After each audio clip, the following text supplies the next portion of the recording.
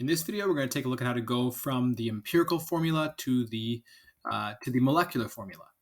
So now that we know how to do empirical formula, all we need is one more piece of evidence, and we can convert that empirical formula to the actual formula, which once again is called the molecular formula.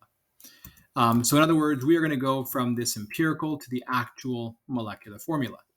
But to do that, there's a missing link. And that missing link is the molar mass of the actual formula. And students often get confused. They say, well, how can you know the molar mass of the actual formula if you don't have the actual formula? Well, luckily there's a tool that we use called a mass spectrometer. You don't really have to know all the intricate details of it, but basically what you do is you put your sample of unknown stuff through this mass spectrometer. A magnet will cause it to deviate, to move a little bit, and wherever it lands kind of corresponds to its molar mass. So let's say the marker was at 46 and yours lands about over here. So its molar mass is about 45. So it's just a little machine that we can use in the lab to find out the molar mass of the compound. And then with the molar mass and the empirical formula and a little bit of fancy math, we can figure out what the molecular formula is.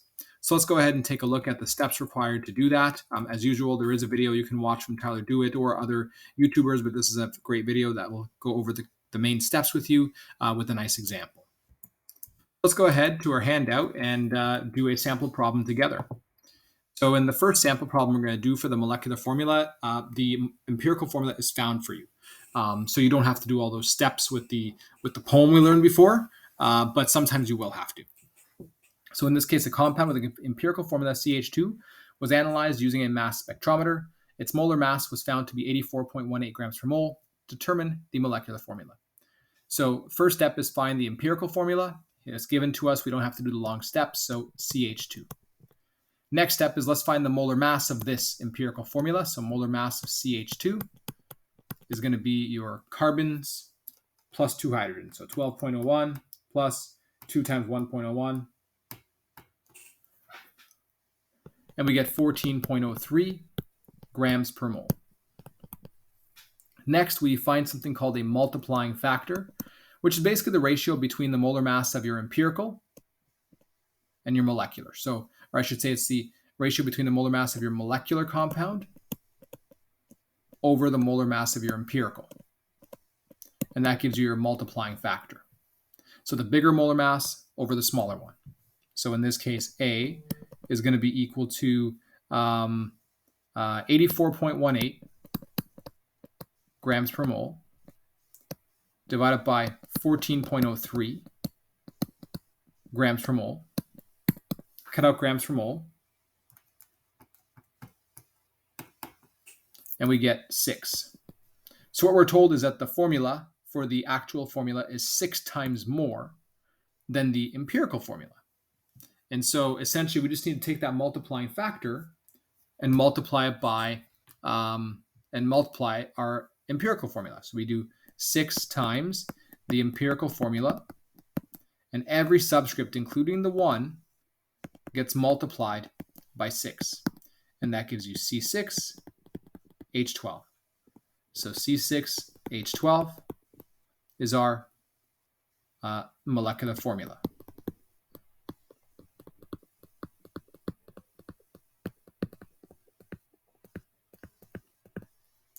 And so really, as you can see, it's just one or two additional steps on top of the empirical formula to solve the problem.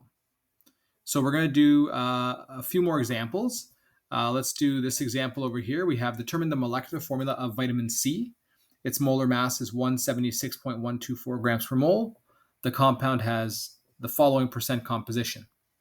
So remember, in the last example, our empirical formula was given to us.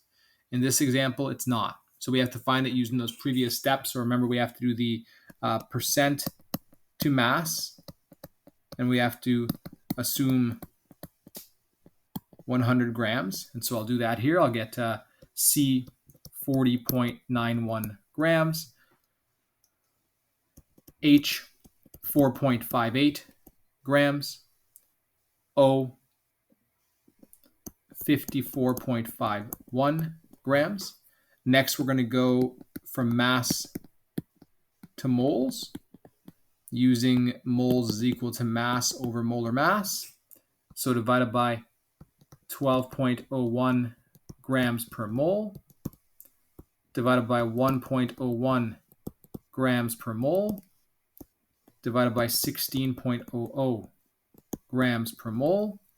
Cross out grams everywhere. So let's go punch these into our calculators. 40.91 divided by 12.01, and we get 3.4063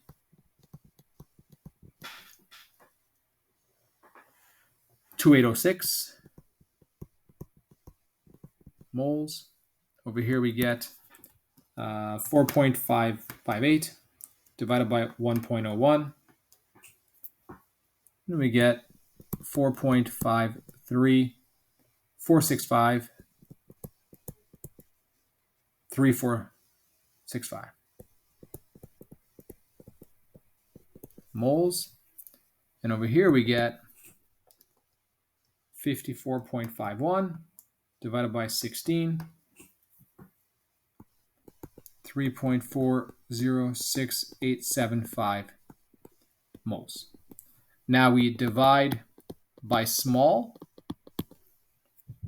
Smallest one is the carbon, it looks like, just by a few decimal places. So let's divide. I'm just going to put by n of carbon, by n of carbon, and by n of carbon. And so this will give us by itself is 1.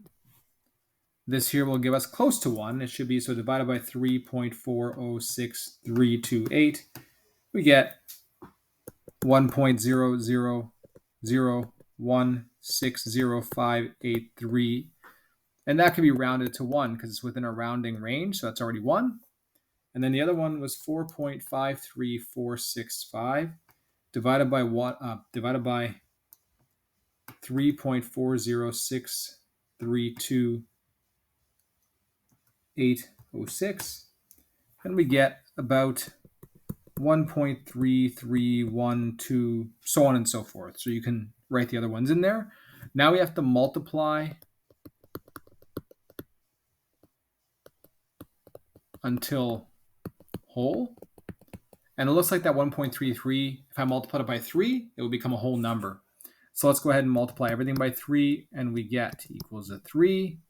We get here, so times 3, 3.99, which is approximately 4.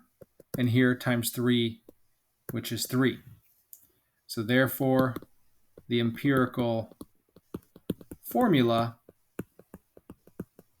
is C3H4O3. There's our empirical formula. Now we do the molar mass of the empirical formula, C3H4O3. So that's going to be 3 times 12.01 plus 4 times 1.01 plus 3 times 16, 88.07 grams per mole. Now we have to find the multiplying factor, which is going to be the molar mass of the molecular over molar mass of the empirical, which is going to be 176.124 grams per mole over the 88.07 grams per mole. And that will give us 176.124 divided by that number there. We get 1.9998, which can be rounded to 2 because it's in a roundable region. And so now we can simply do the 2 times the empirical formula, C3H4O3. Everything gets multiplied by 2 there. Everything, don't forget. And we get C6H8O6 as our molecular formula for ascorbic acid. And that is our final molecular formula. So again, very similar to the first example that we just did, except that in this situation, we had to actually find the empirical formula itself. And so in the next few examples, you're going to see the same sort of cases where you have to find the empirical formula first, and then afterwards, find the molecular one by doing the division between the molar mass of the molecular and the molar mass of the empirical to find the multiplying factor. So in the next video, we'll take those up. So make sure you attempt them yourself. In the meantime, you can take a look at the answer keys in the slide deck.